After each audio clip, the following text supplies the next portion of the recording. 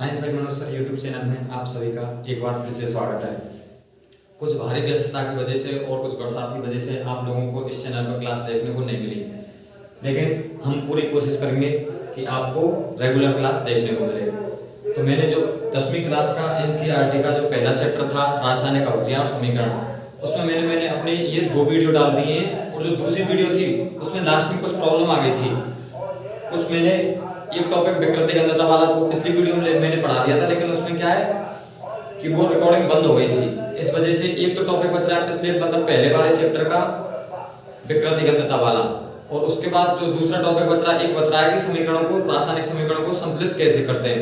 तो आज हम उससे नेक्स्ट जो पिछला पढ़ लिया उसके बाद कंटिन्यू करेंगे कि विकृति घनत्व, जो कि एक मोस्ट टॉपिक है पहले चैप्टर का, विकृति घनत्व को पढ़ेंगे और उसके बाद रासायनिक समीकरणों को संतुलित कैसे किया जाता है उसके बारे में पढ़ेंगे।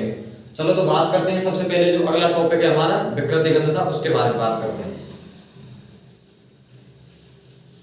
कि विकृति घनत्व होती क्या है। सबसे पहले तो ये जान लेते हैं कि आपने देखा होगा घरों में जैसे भी कोई भी खाने पीने की चीज है उनको हम रख देते हैं, खुला छोड़ देते हैं, तो उसके बाद क्या है कि उसमें से स्मेल आने लगती है, उसकी गंध बदल जाती है, स्वाद भी बदल जाता है।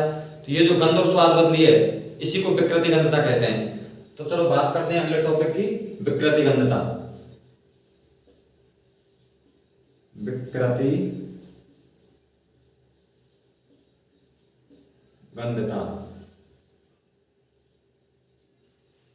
विकृति घनत्व क्या होती है? जब तेलीय एवं वसायुक्त तो खाद्य पदार्थों को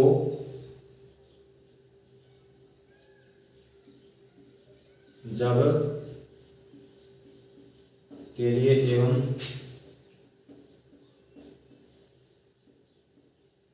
वसायुक्त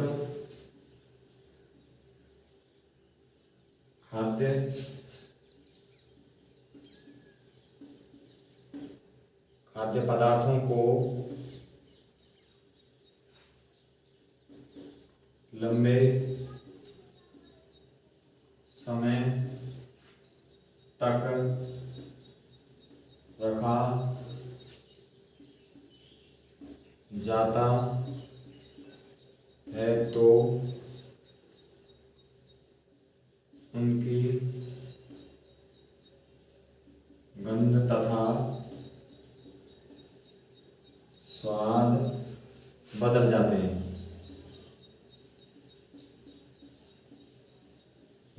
हैं, या विकृत गंधी हो जाते हैं, या विकृति गंधी हो जाते हैं।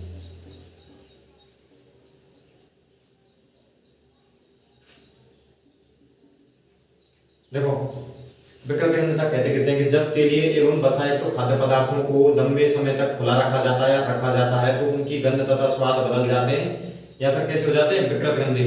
आपने देखा होगा कि अचार को रख देते हैं, कुछ दिन के लिए खुला छोड़ देते हैं अचार को, तो उसके ऊपर फफूंद जम जाती है, वो क्या बेटा? वो विकृति घनत्व ही है। जब तेलीय एवं वसायुक्त तो खाद्य पदार्थों को लंबे समय तक रखा जाता है तो उनकी गंध तथा स्वाद बदल जाते हैं या विकृति गंधी हो जाते हैं। क्या कहलाता है? इस प्रक्रिया को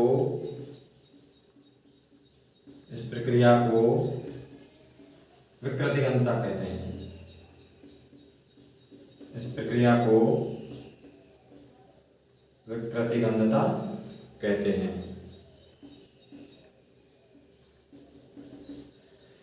तो इससे बचाव के कुछ उपाय हैं कि चलो खराब हो जाते हैं, विकृति गंधी हो जाते हैं, लेकिन इससे कोई बचाव का उपाय तो होगा। तो अगला हेडिंग डालते हैं कि बचाव के उपाय। इसके कौन कौन से बचाव हैं जिनके माध्यम से हम अपने जो भी खाद्य सामग्री है उनको खराब होने से बचा सकते हैं। बचाव के उपाय में पहला देखते हैं कि खाद्य पदार्थों को पैकिंग करते समय उसमें क्या करते हैं? जैसे चिप्स की थैली आती है, चिप्स की थैली में ऑक्सीजन गैस को निकालकर उसमें नाइट्रोजन जैसी कम सक्रिय गैस भरी जाती है, जिससे कि उसका उपचयन ना हो। यदि उपचयन नहीं होगा तेल और वसायुक्त तो खाद्य पदार्थों का, तो क्या होगा? वो विकृति गंधी नहीं होगी, जल्दी खराब नहीं होगी। एक तो क्या करते हैं?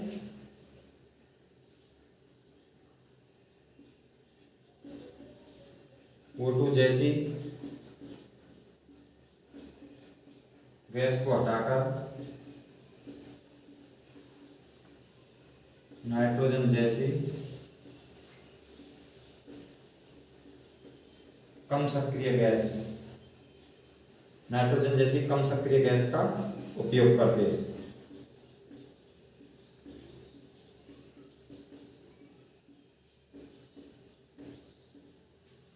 दूसरा उदाहरण देखते हैं कि कोई भी खाने पीने की चीज है, यदि हम उसे फ्रिज में रखते हैं शीतलन द्वारा, यदि उसको ठंडा स्थान प्रदान करते हैं, कुछ क्या कि जो ये जो विकृतिगंधी होते हैं, ये टेम्परेचर अधिक बढ़ने के कारण भी हो जाता है। आपने देखा होगा घरों में साग सब्जी होती है, या फिर इसके अलावा दूध फट जाता है, उसकी गंध बदल जाती है, स्वाद बदल जाता है। सब्जी होती है जो घर में बना लेते हैं, उसमें तेल होता है, तो जब उसको फ्रिज में क्यों रखते हैं? इसी वजह से रखते हैं ताकि वो क्या हो, विकृतिगंधी ना हो।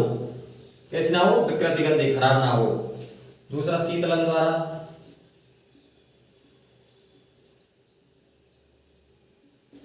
शीतलन द्वारा भी हम इनको आसानी से बचा सकते हैं।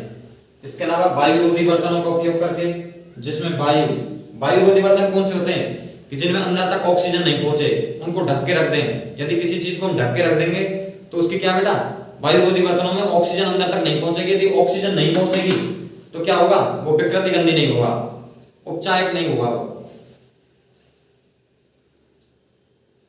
वायुरोधी बर्तनों का उपयोग करके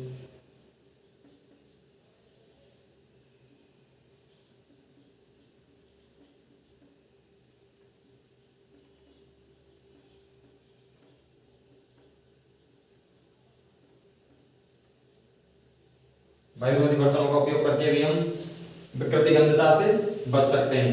एक लास्ट उदाहरण एक और है, इसका बचाव का उपाय कि प्रतिऑक्सीकारक पदार्थों का उपयोग करके। एक लास्ट एक और लिख लेते हैं, यहां लिख लेते हैं, प्रति ऑक्सीकारक पदार्थों का उपयोग करके।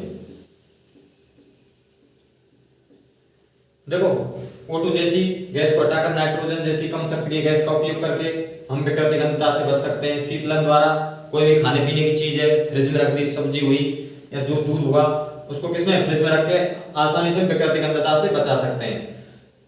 तीसरा है वायुरोधी बर्तनों का उपयोग करके, बर्तनों में जहां तक ऑक्सीजन नहीं पहुंचे उनको ढककर, वायुरोधी बर्तनों का उपयोग करके, क्योंकि वायुरोधी बर्तनों का यदि हम उपयोग करेंगे तो उसमें ऑक्सीजन नहीं पहुंचेगी, ऑक्सीजन नहीं पहुंचेगी तो जो पदार्थ है, जो हमने ढका है, खाने पीने की चीज है, उसका क्या नहीं होगा, उपचयन। और यदि उपचयन नहीं होगा तो ये विकृतिगंधी नहीं होंगे।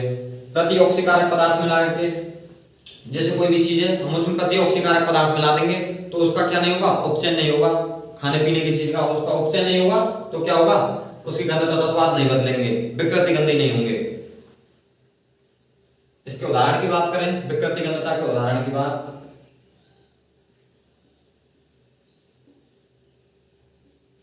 सब्जी का खराब होना,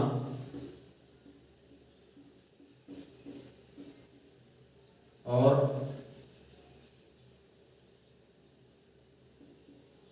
दूध का फटना,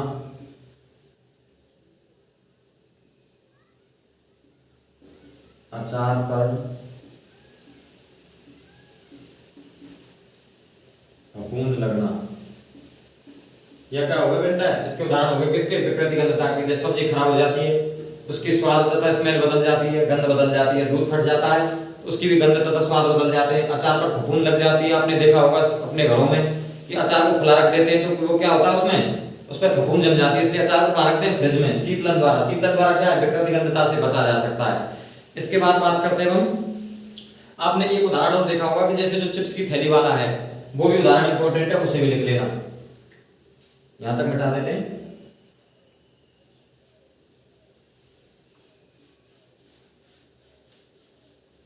एक उदाहरण और है इसका,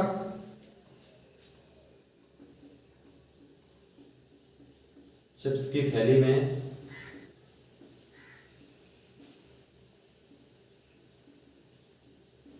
से O2 गैस हटाकर नाइट्रोजन जैसी कम सक्रिय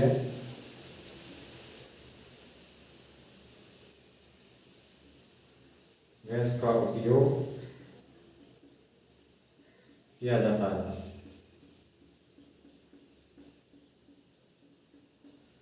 जो चिप्स की थैली आती है उसमें से वो क्या करते हैं कि ऑक्सीजन गैस को निकाल देते हैं, उसमें कौन सी गैस डाल देते हैं, नाइट्रोजन गैस, जिससे कि क्या है, ये क्या है, कम अपक्रियाशील है। कम अपक्रियाशील गैस है तो ये ऑक्सीजन को रोकेगी, ऑक्सीजन नहीं होगा तो फिर वो चिप्स की जो थैली है, चिप्स हैं, वो खराब नहीं होगी, ना तो उनकी गंध बदलेगी ना उनका स्वाद बदलेगा। अब एक लास्ट टॉपिक बच रहा है हमारा, रासायनिक समीकरण को संतुलित करना। अब उसके बारे में पढ़ते हैं।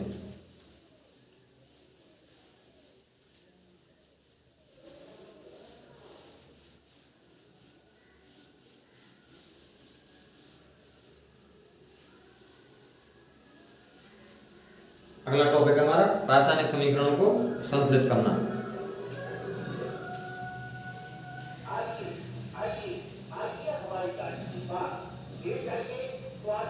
रासायनिक समीकरण को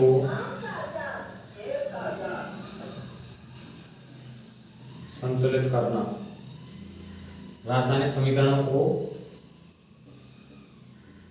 संतुलित करना। रासायनिक समीकरणों को हम कैसे संतुलित करते हैं?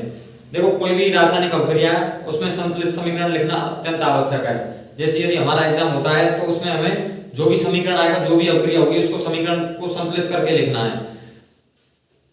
तो चलो समीकरण संतुलित को कैसे करते हैं उसकी बात करते हैं। जैसे उदाहरण देखते हैं कि HNO3 ये कोई अभिक्रिया है, HNO3 प्लस HNO3 की अभिक्रिया करा रहे हैं कैल्शियम हाइड्रोक्साइड CaOH का होल ट्वाइस। HNO3 की अभिक्रिया कैल्शियम हाइड्रोक्साइड से करा रहे हैं तो प्राप्त हो रहा है हमें CaNO3 का होल ट्वाइस प्लस H2O। ये कोई अभिक्रिया है। इस समीकरण को क्या करेंगे, संतुलित करेंगे। तो संतुलित कैसे करते हैं, देखो बात करते हैं संतुलित समीकरण कैसे करते हैं। देखो, ये समीकरण संतुलित नहीं है। ये कैसा है, संतुलित नहीं है, क्योंकि देखो संतुलित समीकरण उसे कहते हैं कि अभिकारकों में भाग लेने वाले परमाणु के तत्वों के परमाणु की संख्या तथा उत्पाद में भाग लेने वाले, उत्पाद में प्राप्त होने वाले तत्वों के परमाणु की संख्या क्या होनी चाहिए, बराबर होनी चाहिए। अब यदि हम बात करें तो हाइड्रोजन के कितने परमाणु यहाँ पर, एक तो ये रहा और दो ये रहे। हाइड्रोजन के बाहर कितना लगा हुआ है, कोष्टक के बाहर 2। तो ऑक्सीजन के परमाणु की संख्या कितनी होगी यहाँ पे 2, और हाइड्रोजन की भी कितनी होगी 2। तो एक ये रहा हाइड्रोजन का, एक ये रहा, कितने हो गए 3 हो गए। तो अभिकारकों में हाइड्रोजन परमाणु की संख्या कितनी है 3, और यहाँ कितनी है उत्पाद में कितनी है 2। हाइड्रोजन परमाणु की संख्या उत्पाद में कितनी है 2 और अभिकारक में कितनी है 3। तो यदि तत्वों के परमाणु की संख्या यदि बराबर नहीं है तो ऐसा समीकरण कैसा, कौन सा कहलाता है, असंतुलित। कौन सा समीकरण कहलाएगा ये, असंतुलित। ये समीकरण असंतुलित रासायनिक समीकरण। और असंतुलित रासायनिक समीकरण का एक दूसरा नाम क्या है, कंकाली समीकरण। इंपॉर्टेंट है। असंतुलित रासायनिक समीकरण को कंकाली समीकरण भी कहते हैं। असंतुलित रासायनिक समीकरण को कौन सा समीकरण कहते हैं, कंकाली समीकरण। चलो तो इसको बात करते हैं कि इसको संतुलित कैसे करते हैं, किसी भी रासायनिक अभिक्रिया के समीकरण को संतुलित कैसे करते हैं। तो सबसे पहले क्या करेंगे, एक सारणी बनाएंगे। एक सारणी बनाएंगे, यहां पर एक सारणी बनाते हैं। यहां तो लिख लेते हैं तत्व, यहां लिख लेते हैं अभिकारक में परमाणुओं की संख्या। चलो बड़ा लिख लेते हैं, थोड़ा सा दिखेगा नहीं फिर। यहां लिख देते हैं तत्व, यहां लिख देते हैं अभिकारक में परमाणुओं की संख्या।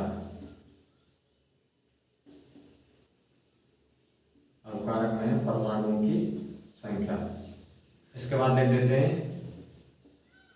उत्पाद में परमाणुओं की संख्या। उत्पाद में परमाणु की संख्या, अभिकारक में परमाणु की संख्या और तत्व कौन कौन से भाग ले रहे हैं। तो यहां बात करते हैं एक तो कौन सा तत्व भाग ले रहा है, हाइड्रोजन। एक ले रहा है हाइड्रोजन। दूसरा कौन सा है नाइट्रोजन, तीसरा कौन सा है ऑक्सीजन, हाइड्रोजन नाइट्रोजन और ऑक्सीजन। इसके बाद बात करते हैं ये क्या है कैल्शियम। आगे ऑक्सीजन हाइड्रोजन ये हमने पहले लिख दिया, ऑक्सीजन ये लिख दिया और हाइड्रोजन ये लिख दिया। तो कौन कौन से तत्व भाग यहाँ ले रहे हैं अभिक्रिया में, हाइड्रोजन नाइट्रोजन ऑक्सीजन और कैल्शियम।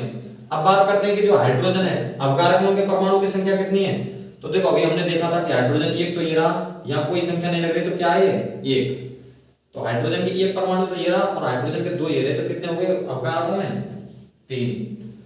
अब बात करते हैं नाइट्रोजन की। तो नाइट्रोजन देखो यहाँ नाइट्रोजन कितने एक, यहाँ आगे नाइट्रोजन नहीं है, यहाँ कितना है एक, तो नाइट्रोजन परमाणु संख्या कितनी है एक। अब बात करते हैं ऑक्सीजन की। तो ऑक्सीजन के परमाणु संख्या ज्ञात करते हैं। देखो यहाँ कितने इसमें 3 तो ये रहे, ऑक्सीजन के परमाणु संख्या कितनी हो गई 3 तो ये रही, और यहाँ कितने हो गए अभी मैंने थोड़ी देर पहले बताया था कि हाइड्रोजन के भी 2 हैं और ऑक्सीजन के भी 2 हैं, क्योंकि कोष्टक के नीचे क्या लगा हुआ है 2, तो ऑक्सीजन के कितने हो गए 2 और यहाँ कितने हो गए 3, तो टोटल कितने हो गए 2 और 3 5 हो गए।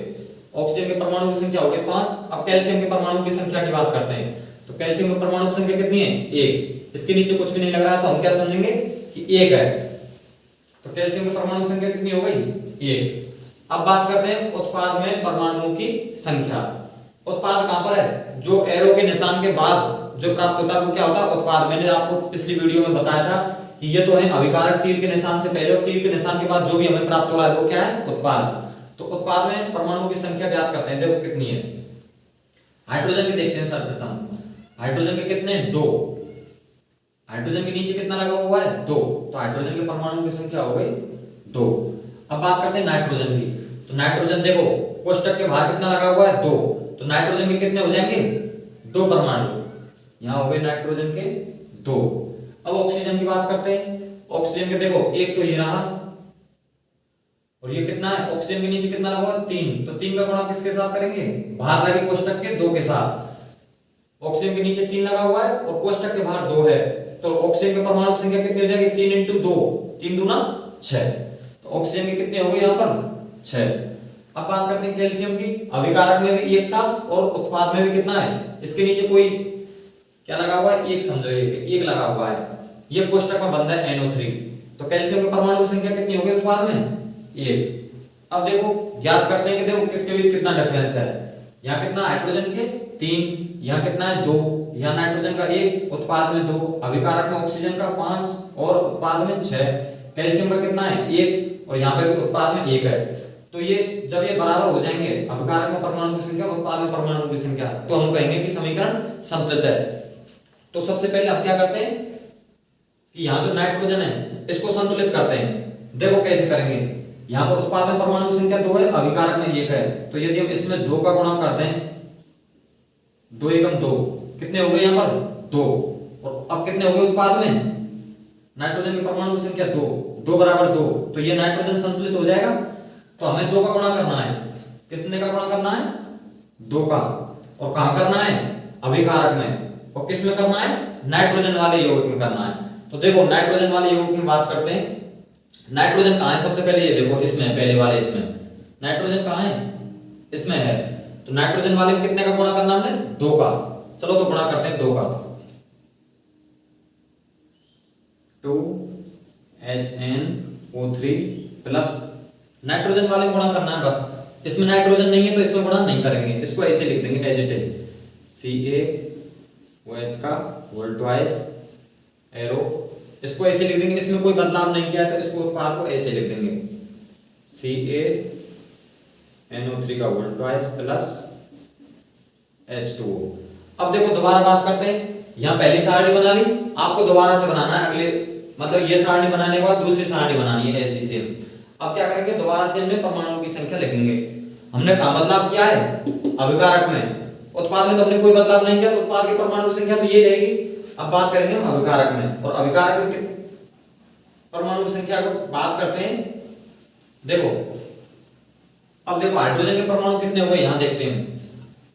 हाइड्रोजन के ये जो सामने 2 लगा हुआ है, ये हाइड्रोजन के भी परमाणु की संख्या 2 है यहाँ पर, नाइट्रोजन के भी 2 हो जाएंगे, ऑक्सीजन के कितने हो जाएंगे 3, तो यहाँ लगे हुए हैं, और 2 से यहाँ से जो सामने वाली संख्या होगी उससे क्या करेंगे गुणा करेंगे।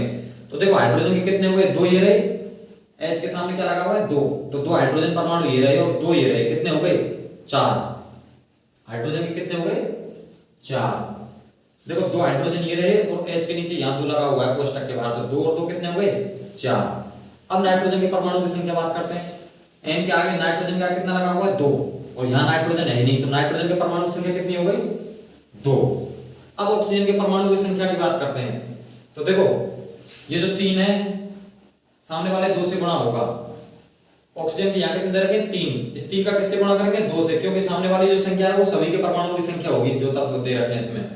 तो ऑक्सीजन के यहाँ कितने हो गए 6, 3 दूना 6 हो गए ऑक्सीजन का, यहाँ कितने 2, 6 यहाँ 2 यहाँ, कितने हो गए ऑक्सीजन के 8। अब बात करते हैं कैल्शियम की। तो कैल्शियम के आगे तो कुछ भी नहीं लगा हुआ है, कुछ भी नहीं लगा हुआ है, तो यहाँ कितने परमाणु की संख्या 1। मैंने अभी थोड़ी देर पहले बताया था कि कुछ नहीं हो तो 1 मानेंगे, तो कैल्शियम के परमाणु की संख्या कितनी हो गई 1। अब देखो बात करते हैं आगे। अब आगे बात करते हैं कि कितना बदलाव हुआ है।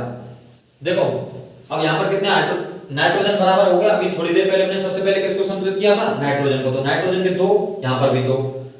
अभी कौन कौन से कैल्शियम एक कैल्शियम संतुलित है और नाइट्रोजन संतुलित है। अब बात करते हैं हाइड्रोजन की। यहाँ कितने परमाणु हैं हाइड्रोजन के 4 अभिकारक में, और उत्पादन कितने 2। यदि मैं यहाँ 2 से गुणा कर दूं तो कितने हो जाएंगे 4, तो अभिकारक उत्पादन कितने हो जाएंगे हाइड्रोजन के 4, और अभिकारक में कितने पहले से ही 4, तो ये हाइड्रोजन संतुलित हो जाएगा यहाँ से। तो हम कितने का गुणा करेंगे 2 का, और किस में करेंगे उत्पाद में, और किस में करेंगे हाइड्रोजन, जहां जहां हाइड्रोजन हमें दिखेगी वहां वहां हम उत्पाद में कितने गुणा करेंगे 2 का। अभिकारक में कोई बदलाव नहीं करेंगे, हमें बदलाव करना है सिर्फ उत्पाद में, और उस टर्म में करना है जहां पर हाइड्रोजन है। जहां जहां हाइड्रोजन दिखे उत्पाद में वहां पर कितने गुणा करना है आपको 2 का। तो चलो बात करते हैं, इसको ऐसे लिख देते हैं यहाँ पर 2HNO3 प्लस CaOH का होल ट्वाइस। जहां जहां मैंने क्या बोला अभी थोड़ी देर पहले, जहां जहां हाइड्रोजन दिखे वहां वहां उत्पाद में कितने गुणा करना है 2 का। तो देखो पहले वाले टर्म में हाइड्रोजन नहीं है तो यहाँ कुछ भी नहीं बदलाव करेंगे, CaNO3 का होल ट्वाइस प्लस हाइड्रोजन वाले में कितने गुणा करना है 2 का। हाइड्रोजन यहाँ पर है तो यहाँ कितने से गुणा कर देंगे 2 का, 2H2O। अब बात करते हैं दोबारा से, अब अगली तीसरी सारणी बनाते हैं। अगली तीसरी सारणी बनाते हैं, अभिकारक के परमाणु में कोई संख्या में बदलाव नहीं हुआ है क्योंकि हमने अभिकारक में कोई गुणा नहीं किया इस टर्म में। हमने कहा बदलाव क्या है उत्पाद में, तो उत्पाद के परमाणु की संख्या फिर दोबारा से लिखेंगे। अब आपको अगली सारणी बनानी है उसमें लिखना है। तो देखो अभिकारक के दृष्टि में अब उत्पाद में बात करते हैं। हाइड्रोजन के परमाणु की संख्या देखते हैं, यहाँ पर पहले वाले टर्म में हाइड्रोजन नहीं है, अगली वाली टर्म में हाइड्रोजन है। यहाँ देखो हाइड्रोजन के परमाणु की संख्या कितनी हो गई 2 का गुणा करेंगे कितने से 2 से, तो 2 दूना 4, ये हो गए 4। अब नाइट्रोजन की बात करेंगे, नाइट्रोजन के कितने वही 2 हैं, नाइट्रोजन के 2, क्योंकि ये हमने पहले संतुलित कर लिया था। अब बात करते हैं ऑक्सीजन के, तो ऑक्सीजन के कितने हो गए 3 का गुणा करेंगे कितने से, बाहर कोष्टक में लगे 2 से, तो 3 दूना 6। तो ऑक्सीजन के परमाणु की संख्या यहाँ कितनी हो गई 6, तो यहाँ हो गई। और देखो ऑक्सीजन के बाहर कितना लगा हुआ है 2, या तो नीचे लगा हुआ हो या बाहर लगा हुआ हो, वो क्या होती है ऑक्सीजन के परमाणु, मतलब कोई भी तत्व हो उसके परमाणु की संख्या होती है। तो देखो ऑक्सीजन के यहाँ तो 1 ही लगा हुआ है, तो 1 का गुणा कितने से करेंगे 2 से, सामने लगे 2 से, तो कितने हो जाएगी ऑक्सीजन के परमाणु की संख्या 2 यहाँ हो गई, तो कितने हो गए 6 और 2, 6 और 2 कितने हो गए 8। देखो ऑटोमेटिकली ऑक्सीजन के परमाणु की संख्या बराबर हो गई। अब बात करते हैं किसके कैल्शियम के, कैल्शियम के परमाणु में कोई बदलाव नहीं, कैल्शियम के नीचे कितना है 1, तो कैल्शियम ना सामने कुछ भी है 1 है, तो कितने हो गए कैल्शियम परमाणु की संख्या 1। अब देखो बात करते हैं ये समीकरण संतुलित है या नहीं है। देखो अब बात करते हैं कि हाइड्रोजन के परमाणु की संख्या अभिकारक में कितनी है 4, और उत्पाद में कितनी हो गई हाइड्रोजन के परमाणु की संख्या 4, 2 दूना 4। अब नाइट्रोजन की बात करते हैं, नाइट्रोजन के परमाणु की संख्या कितनी है अभिकारक में, नाइट्रोजन का कितना लगा हुआ है 2, तो यहाँ पर कितनी हो गई संख्या 2। उत्पाद में बात करते हैं, नाइट्रोजन के नीचे यहाँ कोष्टक के बाहर कितना लगा हुआ है 2, तो नाइट्रोजन के परमाणु की संख्या कितनी हो गई 2, 2 2 बराबर हो गई, ये नाइट्रोजन बराबर हो गई, हाइड्रोजन संतुलित हो गई। अब बात करते हैं ऑक्सीजन की, ऑक्सीजन के अभिकारक में परमाणु की संख्या कितनी है, अभी थोड़ी देर पहले बताया मैंने 2 ये रहे, और 3 दूना 6, 2 और 6 कितने हो गए 8। ऐसे उत्पाद में देखो 2 ये रहे और 3 दूना 6, 6 और 2 8। कैल्शियम की बात करते हैं, कैल्शियम का अवगाहक में परमाणु संख्या कितनी है 1, और यहाँ कैल्शियम की बात करते हैं उत्पादन परमाणु संख्या कितनी है 1। तो ये समीकरण कैसा हो गया, संतुलित रासायनिक समीकरण, क्योंकि इसमें अवगाहक तथा उत्पाद में भाग लेने वाले परमाणु की संख्या कैसी हो गई, बराबर हो गई। ये कौन सा समीकरण कहलाएगा, संतुलित रासायनिक समीकरण। ये कौन सा समीकरण हो जाएगा, संतुलित रासायनिक समीकरण।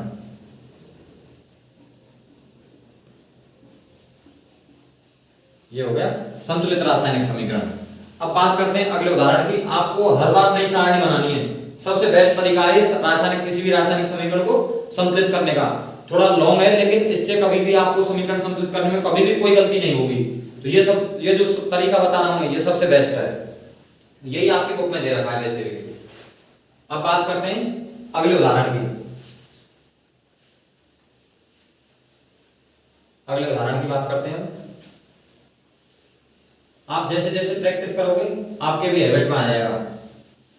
आप 2-4 बार प्रैक्टिस करना। किताब के पीछे के जो क्वेश्चन दे रखे हैं मैं उनमें से इनको उठा के लाया हूं, तो आप वहां से जो क्वेश्चन बच रहे हैं 4 क्वेश्चन कराऊंगा, उसके बाद आप अपनी कितनी भी मतलब प्रैक्टिस कर सकते हैं। उसमें बहुत सारे वो दे रखे हैं रासायनिक समीकरण, किताब के बीच में दे रखे हैं, किताब के पीछे भी दे रखे हैं। तो दूसरा उदाहरण दे रखा है आपकी किताब में कि NaOH प्लस, दूसरा उदाहरण है आपका NaOH प्लस H2SO4, यहां से बन रहा है आपका Na2SO4 plus H2O, Na2SO4 plus H2O। अब देखो ये समीकरण जो है ये समीकरण संतुलित नहीं है, तो इस समीकरण को क्या करेंगे हम संतुलित करेंगे। तो वही सारणी बनाएंगे दोबारा से कि तत्व अभिकारक में परमाणु की संख्या। अब की बार मैं पूरा नहीं लिख रहा हूं, आप लिख देना अभिकारक में परमाणुओं की संख्या। उसके बाद लिखेंगे उत्पाद में परमाणुओं की संख्या। अब की बार मैं पूरा नहीं लिख रहा हूं, आप लिख लेना अभिकारक में परमाणुओं की संख्या, उत्पाद में परमाणुओं की संख्या। तो यहाँ तत्व की बात करते हैं कि यहाँ कौन कौन से ऐसे तत्व हैं जो इस रासायनिक अभिक्रिया में भाग ले रहे हैं। देखो सबसे पहले देखो NaOH में ये कौन सा तत्व है, Na सोडियम, तो यहाँ लिख देंगे Na। उसके बाद देखो क्या है ऑक्सीजन, ऑक्सीजन लिख देंगे। उसके बाद बात करते हैं क्या है हाइड्रोजन, हाइड्रोजन लिख देंगे। अब दूसरे में देखो हाइड्रोजन हमने लिख दिया, ऑक्सीजन लिख दिया, अब क्या बचा सल्फर, तो इसको लिख देंगे सल्फर। अब बात करते हैं यही उत्पादन जो देखो अभिकारक में जो भाग ले रहे हैं ना वही तत्व आपको यहाँ मिलेंगे, कोई अलग से उत्पाद नहीं मिलेगा आपको कि मतलब जो अभिकारक में भाग लेने वाले जो परमाणु हैं इसके अलावा कोई भाग यहाँ उत्पाद मिल जाए। सेम यही मिलेंगे जो यहाँ बना रहे वही यहाँ मिलेंगे। आप देख लो सोडियम है, ऑक्सीजन है, हाइड्रोजन है और सल्फर है, ये क्या है उत्पाद है। परमाणु की संख्या, परमाणु तो बराबर ही रहेंगे, जो तत्व जो भाग ले रहे हैं वो तो बराबर रहेंगे। परमाणु की संख्या की बात करते हैं तो अभिकारक में देखो सोडियम, सोडियम के कितने परमाणु है अभिकारक में, Na के ना तो कोई आगे लगा हुआ है और नीचे भी कुछ नहीं लगा हुआ, कुछ भी नहीं लगा हुआ है, तो क्या समझेंगे एक लग रहा है यहाँ पर, यहाँ पर सामने भी एक लग रहा है। तो सोडियम के परमाणु की संख्या कितनी हो गई अभिकारक में 1। उत्पाद में बात करते हैं, उत्पाद में देखो सोडियम Na के नीचे कितना लगा हुआ है 2, या तो 2 यहाँ लगा हुआ हो या फिर यहाँ लगा हुआ हो 2, तो कितने हो जाएंगे सोडियम परमाणु संख्या, Na के नीचे कितना है 2, तो उत्पाद में कितने हो गए परमाणु संख्या 2। अब ऑक्सीजन की बात करते हैं, चलो पहले अभिकारक के लिख लेते हैं। सोडियम कितने परमाणु है 1। अब बात करते हैं ऑक्सीजन की। ऑक्सीजन के देखो 4 तो ये रहे और 1 ये रहा ऑक्सीजन का, ऑक्सीजन के नीचे 4 है, यहाँ एक ऑक्सीजन है, तो कितने हो गए 4 रहे 5। अब हाइड्रोजन की बात करते हैं, एक हाइड्रोजन ये रहा और 2 हाइड्रोजन ये रहे, तो हाइड्रोजन कितने हो गए 3।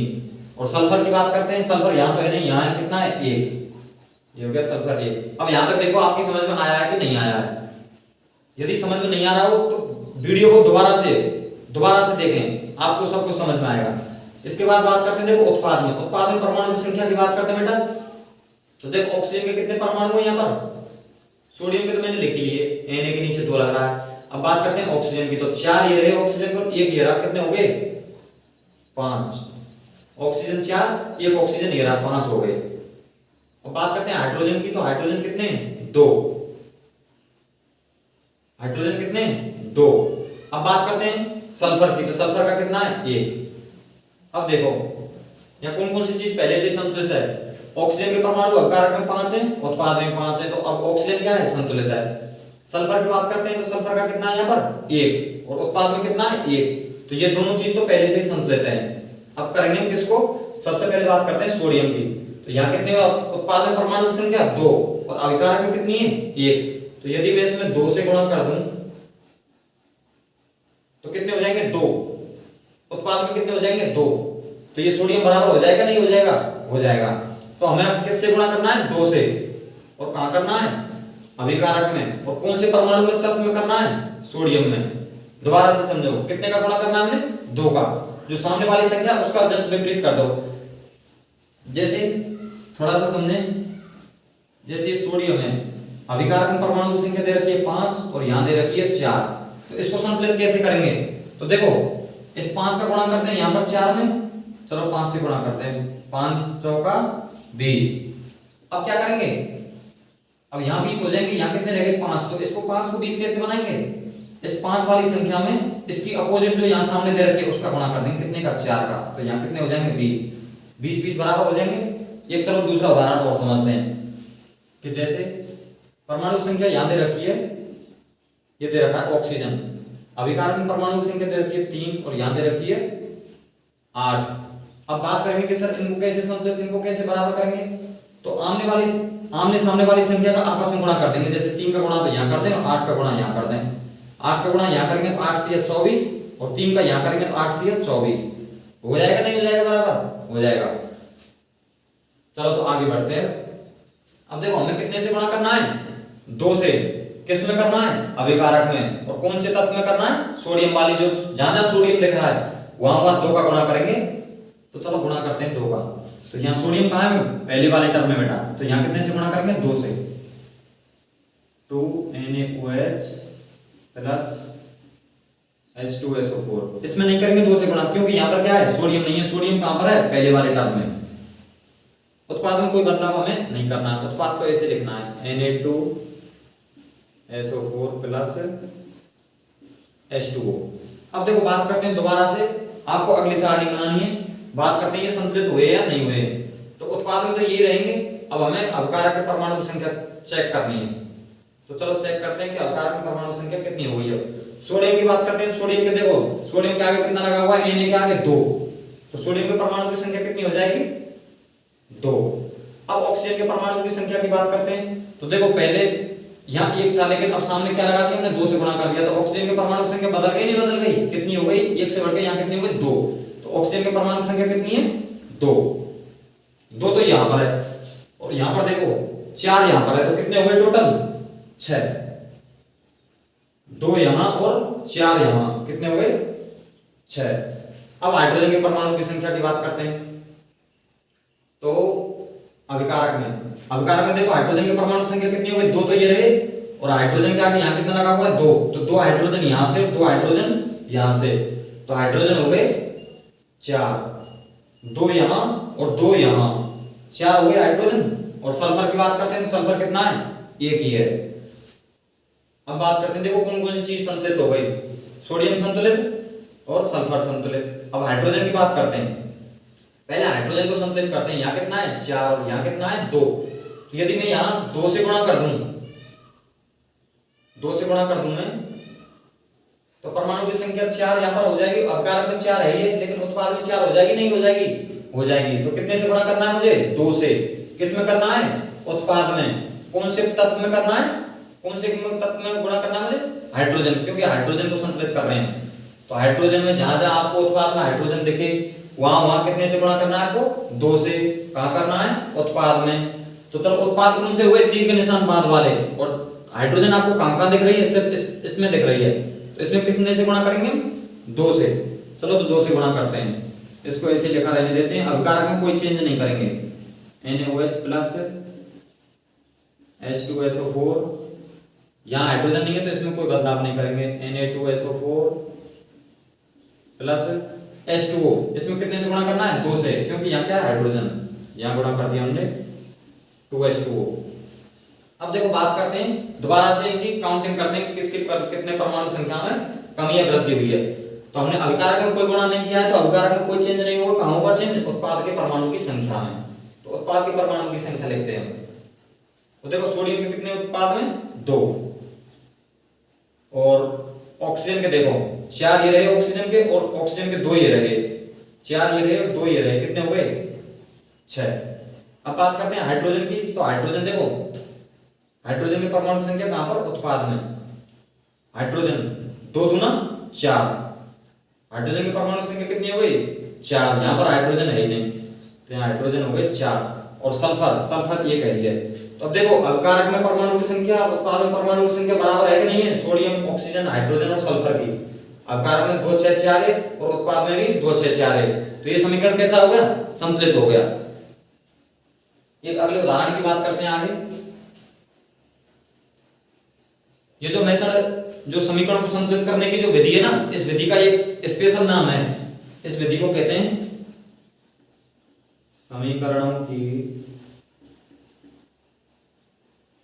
समीकरणों को संतुलित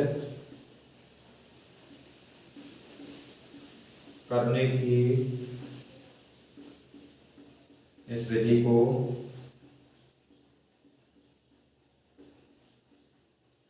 हिट एंड ट्रायल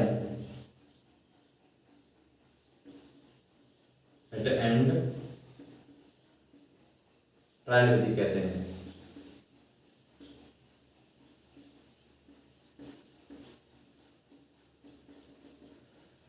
समीकरणों को संतुलित करने की जो ये विधि है ना, जिस विधि का हम उपयोग कर रहे हैं, ये कौन सी विधि कहलाएगी? हिट एंड ट्रायल विधि। इंपॉर्टेंट है बेटा ये, आपको पूछा जा सकता है 1 नंबर के क्वेश्चन में कि समीकरणों को संतुलित करने की विधि कौन सी विधि है?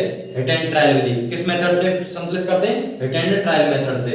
और इसके अलावा जो यदि कोई भी, जैसे ये असंतुलित रासायनिक समीकरण है, इसका नाम मैंने थोड़ी देर पहले बताया था कि असंतुलित रासायनिक समीकरण को कंकाली समीकरण कहते हैं। कौन सा समीकरण कहते हैं? कंकाली समीकरण। लेकिन जब ये संतुलित हो जाएगा तो क्या बोलेंगे इसको? यदि परमाणु की संख्या कैसी हो जाएगी? बराबर बराबर, तो इसको कौन सा बोलेंगे? संतुलित रासायनिक समीकरण। समीकरणों को संतुलित करने की इस विधि को कौन सी विधि कहते हैं? Hit and trial method. अगला क्वेश्चन पढ़ते हैं। अगला वो देखते हैं एग्जांपल इसका। अगला एग्जांपल देखते हैं। आपके बुक में ये क्वेश्चन दिए हुए हैं पीछे, जो पीछे के क्वेश्चन है ना चैप्टर के पीछे, वहां पर दिए हुए हैं ये। तो अगला ये उसमें समीकरण दे रखा है कि NaCl plus AgNO3, NaCl plus AgNO3, और यहां से बन रहा है AgCl plus NaNO3, AgCl plus NaNO3। तो वही जो थोड़ी देर पहले किया था, हम उसी काम को फिर दोबारा से करेंगे। कि यहां तो लिख देंगे तत्व, यहां लिख देंगे अभिकारक में परमाणु की संख्या, और यहां लिख देंगे उत्पाद में परमाणु की संख्या। तो देखो तत्व की बात करते हैं कि कौन कौन से तत्व हैं यहां पर जो अभिक्रिया में भाग ले रहे हैं। एक तो क्या हो गया? सोडियम Na, एक तो हो गया Na। उसके बाद क्या है? Cl। उसके बाद क्या है? Ag, silver. एक तो भाग ले रहा है सोडियम, एक ले रहा है क्लोरीन, एक ले रहा है Ag, सिल्वर। इसके बाद बात करते हैं और कौन सा ले रहा है? नाइट्रोजन। उसके बाद क्या है? ऑक्सीजन। तो इस अभिक्रिया में कितने अभिकारक भाग ले रहे हैं? देखो कौन कौन से तत्व भाग ले रहे हैं? सोडियम, क्लोरीन, सिल्वर, नाइट्रोजन और ऑक्सीजन। अब इनके परमाणु की संख्या की बात करते हैं। चलो देखो, सोडियम के परमाणु की संख्या अभिकारक में सबसे पहले कहां देखेंगे? अभिकारक में। तो अभिकारक में कितने सोडियम के परमाणु की संख्या? Na कितना है? 1 है। इसमें तो Na है ही नहीं, इसमें क्या है? Na की बात कर रहा हूं मैं, ना कि N की। N तो यहां पर है, लेकिन मैं Na की बात कर रहा हूं। Na एक ही परमाणु है ये सोडियम, और ये क्या है? नाइट्रोजन। ये अलग है, ये अलग है। तो Na के परमाणु की संख्या कितनी है यहां पर अभिकारक में? 1। और यहां बात करते हैं, यहां तो सोडियम है नहीं। अब बात करते हैं क्लोरीन की। तो क्लोरीन के कितने परमाणु है अभिकारक में? 1 लिख दिया। अब Ag की बात करते हैं, Ag का कितना परमाणु है? 1, Ag का परमाणु लिख दिया। अब बात करते हैं नाइट्रोजन की। नाइट्रोजन का कितना परमाणु है? 1, ये भी लिख दिया। अब बात करते हैं ऑक्सीजन की। तो ऑक्सीजन के नीचे कितना लगा हुआ है? 3। तो ऑक्सीजन के परमाणु की संख्या कितनी हो जाएगी बेटा? 3। तो यहां लिख देंगे ऑक्सीजन के परमाणु की संख्या अभिकारक में कितनी है? 3। अब बात करते हैं उत्पाद में। सबसे पहले लिखेंगे Na, तो Na के परमाणु संख्या उत्पाद में कितनी है? 1। अब बात करते हैं क्लोरीन की, क्लोरीन का कितना है? 1। अब बात करते हैं Ag सिल्वर की, सिल्वर का भी कितना है उत्पाद में? 1। अब बात करते हैं नाइट्रोजन की, नाइट्रोजन का कितना है? नाइट्रोजन का भी कितना है? 1। अब बात करते हैं ऑक्सीजन की, यहां कितना है ऑक्सीजन के? ऑक्सीजन के 3। तो देखो बेटा बात करते हैं इस समीकरण में, तो परमाणु संख्या कितनी दे रखी है? 1 1 1 1 1 3, और यहां भी कितनी दे रखी है? ये भी दे रखी है। तो ये समीकरण क्या है? पहले से क्या है? संतुलित है। देखो अवकारक में परमाणु संख्या बराबर, उत्पाद में परमाणु संख्या यही है, ऑक्सीजन के 3 3, नाइट्रोजन के 1 1, Ag के 1 1, क्लोरीन के 1 1 और सोडियम के 1 1। तो ये क्या है? समीकरण पहले से संतुलित है। तो दूसरा उदाहरण लिखते हैं, ये दूसरा उदाहरण लिखते हैं, सारणी को बने रहने देते हैं क्योंकि फिर बाद में लिखनी पड़ेगी। चलो दूसरी अभिक्रिया लिखते हैं, ये कि BaCl2 plus H2SO4, BaCl2 plus H2SO4,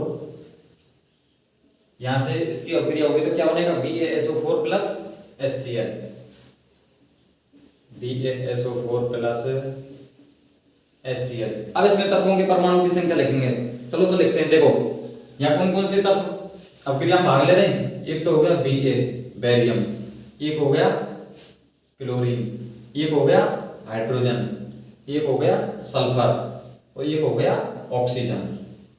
कितने परमाणु भाग ले रहे हैं? 1 2 3 4 5। अब देखो इनके परमाणु की संख्या लिखते हैं अभिकारक में। सबसे पहले कहां लिखेंगे? अभिकारक में। बेरियम के परमाणु की संख्या अभिकारक में कितनी है? 1, ये यहां पर 1 लिख दिया। अब क्लोरीन की बात करते हैं, क्लोरीन के परमाणु संख्या कितनी है अभिकारक में? 2, क्योंकि क्लोरीन के नीचे क्या लगा हुआ है? 2। अब हाइड्रोजन के परमाणु की संख्या बात करते हैं, तो हाइड्रोजन के परमाणु संख्या अभिकारक में कितनी है? 2, ये लिख दिया 2। अब सल्फर की बात करते हैं, सल्फर के कितने परमाणु हैं अभिकारक में? 1। अब ऑक्सीजन की बात करते हैं, ऑक्सीजन के कितने? 4। अब लिखेंगे उत्पाद में, बेरियम के परमाणु संख्या उत्पाद में कितनी है? 1। अब लिखेंगे क्लोरीन के कितना है अभिकारक उत्पाद में? क्लोरीन के परमाणु संख्या कितनी है? 1। हाइड्रोजन कितना है? 1। अब बात करते हैं सल्फर की, सल्फर कितना है? 1। ऑक्सीजन कितने हो गए यहाँ पर? 4। तो देखो ऑक्सीजन परमाणु संख्या कितनी है? 4। देखो बेरियम पहले से ही संतुलित है, 1 1 है, सल्फर 1 1 संतुलित है, ऑक्सीजन 4 4। तो देखो कौन कौन सी चीज संतुलित है? ऑक्सीजन, सल्फर और बेरियम, ये तीनों चीज संतुलित है, और ये 2 चीज संतुलित नहीं है, हाइड्रोजन और क्लोरीन। तो देखो क्या करते हैं, अभिकारक में क्लोरीन की कितने परमाणु संख्या है? 2, और उत्पाद में कितनी है? 1। तो इसे संतुलित कैसे करेंगे? मैंने आपको क्या बताया था थोड़ी देर पहले कि सामने वाली संख्या को गुणा कर दो, दिमाग लगाने की जरूरत नहीं है बिल्कुल। यहाँ कितना है? 1, यहाँ कितना है? 2। तो इस 2 का कहां गुणा करते हैं? इसमें, इस 2 का इसमें गुणा कर देंगे, कितने हो जाएंगे? 2। तो देखो अभिकारक में परमाणु संख्या क्लोरीन कितने हो गए? 2, और यहाँ उत्पाद में कितने हो जाएंगे? 2। तो समीकरण संतुलित हो जाएगा। देखो क्लोरीन तो संतुलित हो ही जाएगा, समीकरण नहीं तो क्लोरीन जिस तत्व को हम संतुलित कर रहे हैं वो तो संतुलित हो ही जाएगा। यहाँ पर कितने? 2, यहाँ भी कितने हो जाएंगे? 2। तो हमें गुणा कितने का करना है? 2 का। कहाँ करना है? उत्पाद में। कौन से तत्व में करना है? क्लोरीन में, क्योंकि संतुलित किसको कर रहे हैं? क्लोरीन में। और सामने किससे गुणा कर रहे हैं? 2 से। तो हमें कितने का गुणा करना है? 2 का। तो क्लोरीन जहां जहां क्लोरीन दिखेगी उत्पाद में वहां कितने गुणा करेंगे? 2 का। तो क्लोरीन वाले टर्म में 2 का गुणा करते हैं। अभिकारक से कोई छेड़छाड़ नहीं करनी है हमें। इसको ऐसे लिख देंगे BaCl2 plus H2SO4 arrow BaSO4 plus कितने से गुणा करना हमें? 2 से, 2HCl। अब देखो अब क्या करते हैं? परमाणुओं की संख्या लिखते हैं। परमाणु संख्या कहां लिखते हैं? उत्पाद में। अभिकारक में कोई बदलाव नहीं किया हमने, कहां किया? गुणा किया है उत्पाद में। तो उत्पाद में चलो दोबारा से लिख लेते हैं, उत्पाद में दोबारा देखते हैं। बेरियम के इस टर्म में तो कोई है ही नहीं, तो Ba का 1 है, और क्लोरीन के कितने हो जाएंगे? देखो Cl के आगे कितने लगा? 2। तो क्लोरीन के कितने हो गए? 2। हाइड्रोजन के देखते हैं, हाइड्रोजन के भी आगे 2 लगा हुआ है, तो हाइड्रोजन के कितने हो गए? 2।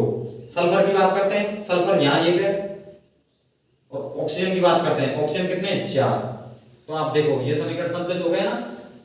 बेरियम, क्लोरीन, हाइड्रोजन, सल्फर और ऑक्सीजन, ये सभी क्या है? तत्व जो कि किसी भी रासायनिक जो रासायनिक अभिक्रिया में क्या कर रहे हैं? भाग ले रहे हैं, ये 5 तत्व। अभिकारक में परमाणु की संख्या हमने देखी कितनी है? 1 2 2 1 4। उत्पाद में 1 2 2 1 4, क्योंकि हमने 2 का गुणा किया है इसमें। तो देखो अब अवकारक और उत्पाद में परमाणु संख्या बराबर हो गई या नहीं हो गई? 1 2 2 1 4 1 2 2 1 4। तो ये समीकरण कैसा हो गया? संतुलित हो गया। ये समीकरण कैसा हो गया? संतुलित। संतुलित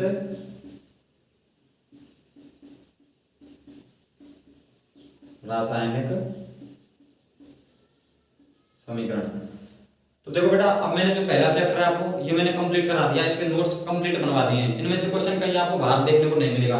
अब बचे कौन कौन से क्वेश्चन? एक तो किताब के बीच के क्वेश्चन है, ये कहीं किताब के पीछे वाले क्वेश्चन जो चैप्टर के पीछे दे रखे हैं, ये चैप्टर के बीच में दे रखे हैं। ये जो भी क्वेश्चन है सेंसलेस क्वेश्चन है। किसी भी बोर्ड के एग्जाम में इनमें से डायरेक्ट कोई एक आध क्वेश्चन की तो बोल नहीं सकते, लेकिन इसमें से डायरेक्ट क्वेश्चन नहीं आता, किताब के बीच में से आते हैं, जो कि मैंने आपको सब कुछ लिखवा दिया है। तो आप लोग अभी सभी दोस्तों, जो आपके जो भी दोस्त हैं पढ़ रहे हैं, उनके साथ इस वीडियो को शेयर करें, और जो मैंने पिछली वीडियो डाली है उन सभी को देखें। इनसे क्वेश्चन आपको बाहर देखने को नहीं मिलेगा। तो आप सभी से मेरी एक ही विनती है कि आप लगातार वीडियो को देखते रहें, आपको 100% क्वेश्चन यहीं से मिलेंगे। और रही बात पीछे के क्वेश्चनों वाली, तो आप उनको बुक में या तो मैं करा दूंगा, इस पर वीडियो बना के पीछे के क्वेश्चन और जो भी क्वेश्चन आपके बीच के बचे हुए हैं उनको या तो मैं वीडियो बना के डाल दूंगा, नहीं तो आप कहीं से भी पढ़ सकते हो। आपके पास कोई ना कोई गाइड तो होगी, उसमें से पढ़ सकते हो। तो ये आपका चैप्टर फर्स्ट समाप्त हो गया। इसके बाद हम अगला चैप्टर स्टार्ट करेंगे 10वीं क्लास का साइंस का। वो चैप्टर स्टार्ट करेंगे कार्बन तथा उसके यौगिक। अगली वीडियो में हम कौन सा चैप्टर पढ़ेंगे? कार्बन तथा उसके यौगिक। कार्बन तथा उसके यौगिक, चैप्टर नंबर 4।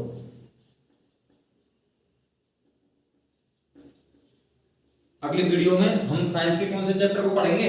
कार्बन तथा उसके यौगिक। जो 2 और तीसरा चैप्टर है उसको मैं धीरे धीरे करके एक वीडियो में डालता रहूंगा, क्योंकि मैं जहां भी पढ़ा रहा हूं वहां पर उन बच्चों की डिमांड है कि सर पहले चौथे चैप्टर को हमारे लिए YouTube पे डाल दो ताकि हम घर से पढ़ के आए। तो बेटा आपको दूसरे और तीसरे चैप्टर की भी वीडियो मिलेगी, लेकिन वो क्या है कि एक दिन छोड़ के एक दिन मिलेगी। और कार्बन तथा उसके यौगिक इस चैप्टर की वीडियो आपको रेगुलर देखने को मिलेगी। और इसके अलावा मेरे YouTube चैनल पर आपको साइंस की क्लास के साथ साथ मैथ की क्लास भी देखने को मिलेगी। आज एक तो ये वीडियो मिलेगी आपको, और इसके अलावा 9th क्लास की मैं मैथ की वीडियो डालूंगा, वो भी देखने को मिलेगी। तो आपके जो भी छोटे भाई बहन हैं या बड़े भाई बहन जो भी हैं, 10वीं पढ़ रहे हैं, 9वीं पढ़ रहे हैं, 8वीं पढ़ रहे हैं, मैथ और साइंस के लिए आपको कहीं नहीं जाना होगा, आप आराम से यहाँ से पढ़ सकते हैं। चलो मिलते हैं अगली नेक्स्ट वीडियो में।